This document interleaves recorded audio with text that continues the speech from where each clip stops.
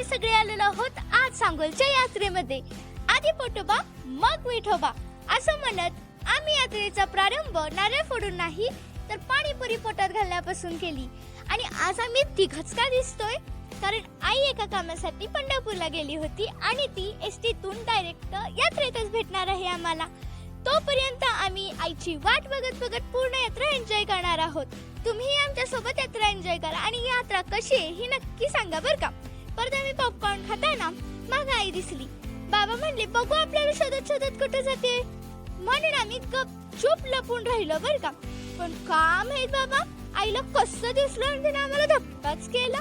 आम्ही इतकं हसलो खळखळून हसून झाल्यानंतर अजून एकदा आईची शॉपिंग सुरू झाली।